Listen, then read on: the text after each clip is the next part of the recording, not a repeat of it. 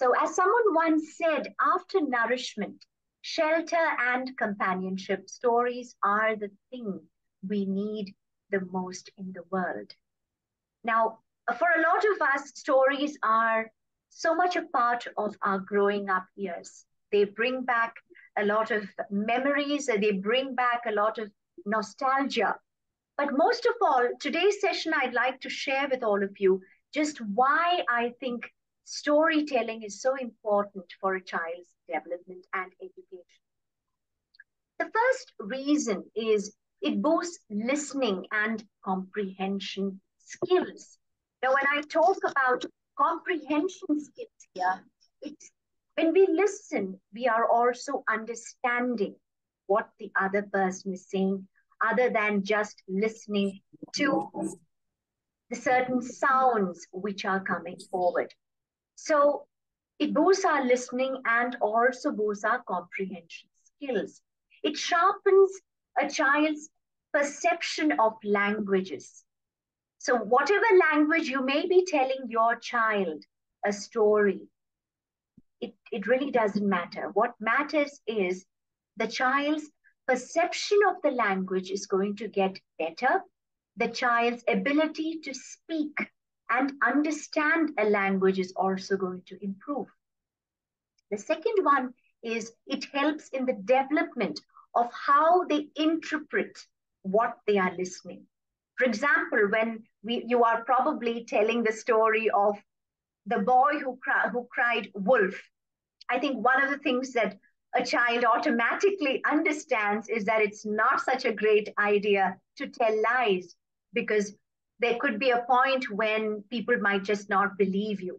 So now that is a perception which the child will be understanding through that story. And of course, number three is it helps them communicate with others better. It helps them to know how exactly should they reach out to people and how are people understanding what they have to say. The next one is it helps explore. This is a very obvious, I would say, factor about storytelling. It helps them explore their imagination and exercise their mind. In fact, it untaps their resilience, their tenacity to face challenges without limitations or barriers. Now, in stories, as we all know, even if you take Tom and Jerry, there is no extent to what they can dare to do, what can be done, and how can they achieve something which they set out to do. So this also enables them to become more resilient. Number two, it opens their mind to new and different ideas. There are so many new ideas that we get. So some of them, children are also able to incorporate into their life. So the next step is about, we talk about storytelling, it helps improve the child's ability to express themselves. Now, as adults, when you do find, or you sometimes even see when you respond to certain situations, that you may not be very expressive. There's something that's holding you back. But one of the ways you're able to help your child express their feelings better, express their thoughts better, is through storytelling sessions. You may ask, how is that possible? The first step is when you are narrating a story, whether it is from a book or from your own imagination, you can always discuss the story. It doesn't always have to be like once upon a time, the king, and you go on. No, you could just say, yes, a long time ago, there was a king who was so and so, and you can talk a little bit about that king. And you can come back, and maybe it could be a very different name that the king had. For example, I don't know how many of you are familiar with the story that had a character called Rumpelstiltskin. Okay, it's quite a mouthful. So now you can always ask the child, what do you think of the name? Did you like that name? Do you find it funny? Or do you just find it fascinating? Ask the child when you are narrating stories, because when you ask children, you are allowing them to express themselves. So they may very well tell you that, oh, they like the name, or they might say, oh, it's such a difficult name to say. But whatever it is, help them express their feelings and what their thoughts may be. And that's one way they are able to express themselves and learn how to express themselves without fear. The next step is also, which helps them improve their thoughts and expression, is it tends to expand their vocabulary.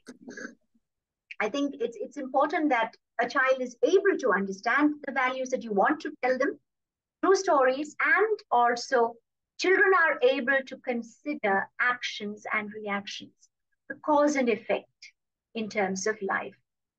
So it also lets them know what could possibly be lying ahead in front of their life and the responsibility they have towards the world they are a part of.